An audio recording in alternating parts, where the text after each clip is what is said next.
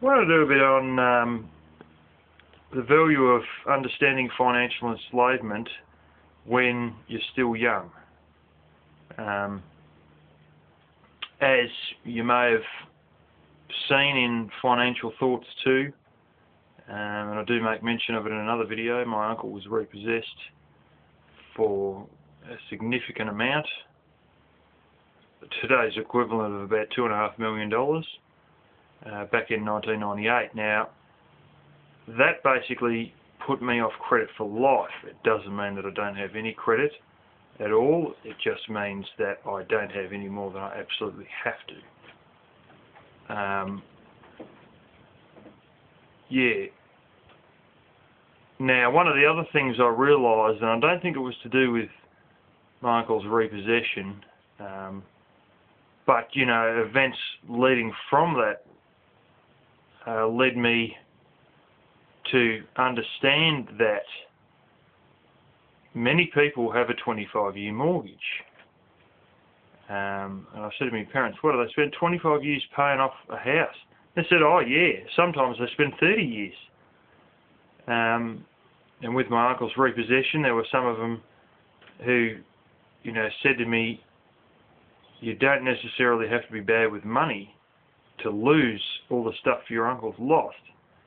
Some people, things are going fine, they are working things out, and they lose their job, and a similar thing happens, even though they didn't financially mismanage themselves. And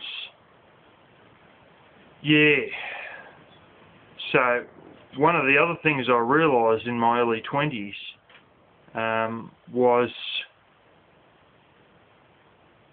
it's not so much sort of getting into massive debt. That's one of the big ones that'll screw you over. The other big one is your overheads.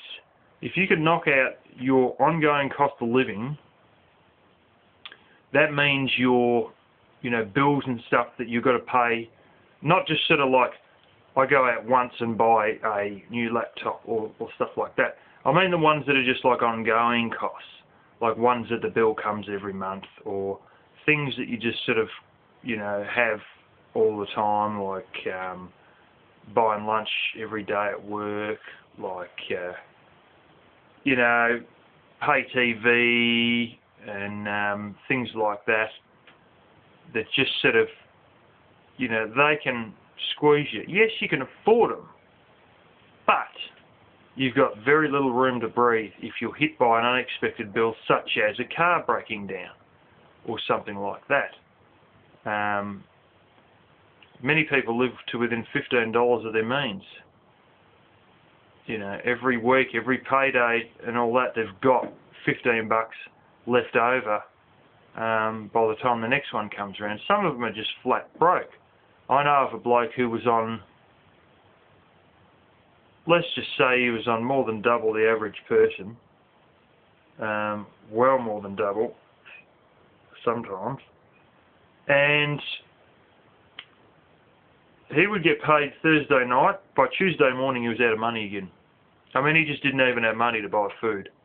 That's how bad it was. So he used to have to borrow $50 just to get enough money for food for his family until the next payday, and then he'd pay that $50 back. But sure as eggs, the next Tuesday he'd be out of money again. And he was on, you know, 2-3 times what some of us were on. It was unbelievable, really.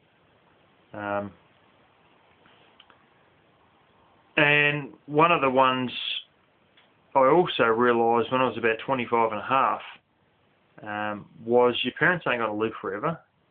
So you got to sort of, if you're going to buy a block of land,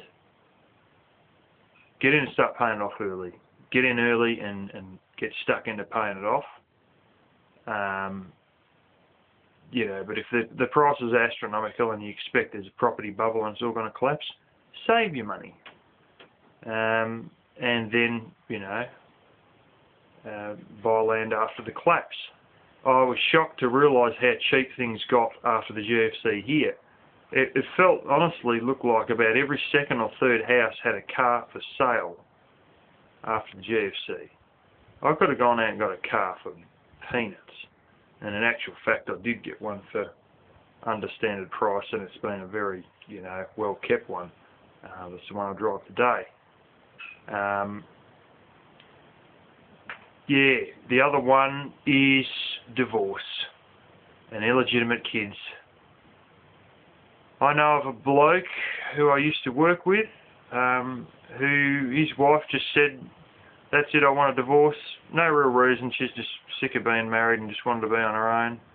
At 60 years of age, he'd worked his entire life, he'd paid off for a house on a large block on the edge of the city. It was, everything was put in that house, flipping everything he wanted, everything he could dream of, he put in there. And then he was there when I knew him, he was about 62. He was renting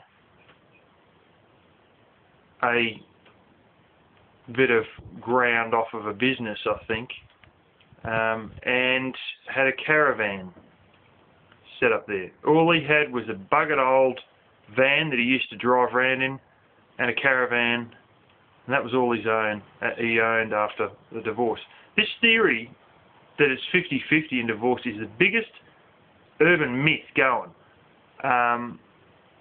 This bloke stood in front of a male judge who sat there and said, "I believe the assets have been equally divided." And here he was with a burnt out old van that was just about ready for scrap metal, and a caravan, and she got a house and all that, worth a few $100,000.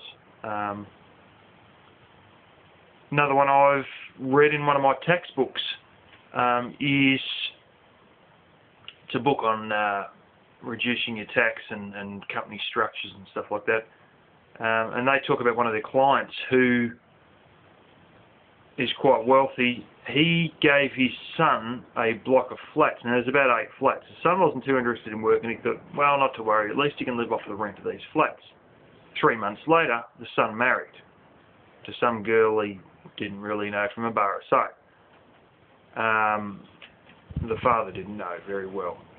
Then, after 3 months of marriage, the marriage was starting to sour. The son wanted to continue with the marriage, so the marriage ended up lasting for 6 months. And when he divorced this girl, she got 60% of the sale price of the block of flats. I'm not joking. He got them 3 months before he married. They married for 6 months. They divorced. She done nothing but stuff around and spend money on credit cards. And she got the majority of the money of the sale of the block of flats, which she'd never put $1 into. The other one is illegitimate kids. There's a bloke I on a crane licence with who got his girlfriend pregnant. There's a whole stack of blokes I know who have got their girlfriend pregnant. I think there's less that I don't know sometimes than I do know, that are ended up sort of with girlfriends who they've gone out with for a few years, moved in with and all that, and got them pregnant. This one I done my crane licence with, he ended up with twins. And, you're stuck to paying for these things. There's another bloke I work with whose brother is on $600 a week, which is worse than what I'm getting. A fair bit less than what I'm getting. And he had 3 kids to his ex-wife. His ex-wife has remarried to a rich bloke. She's got a job that's making decent money. Her new husband has a job making decent money. They've both got new cars. They're putting an extension on the house. They're putting a swimming pool out the back.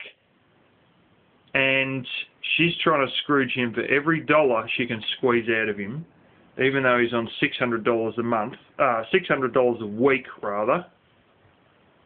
Keep in mind, an average house to rent here is $325. He has $300 a week left for his house, and many of the houses left for himself. That's what he got to live on. $300 a week to pay the bills, fuel up his car, pay his rent, and you've got to keep in mind that some houses here, average suburban houses, can be rented for $325 a week. You get a crap hole of a little place for $130, $150 a week. And this bloke is, you know, I don't know why he bothers. I'd just give up and become unemployed. I just wouldn't bother anymore. Because, you know, he's on starvation diet while this bitch is ripping him for everything she can get, regardless of the fact she's full of money. But this is the system. This is the entrapment you can land yourself into. So, recapping: debt, overhead costs, divorce, illegitimate kids. And that's the big ones that will eat you alive. So, yeah.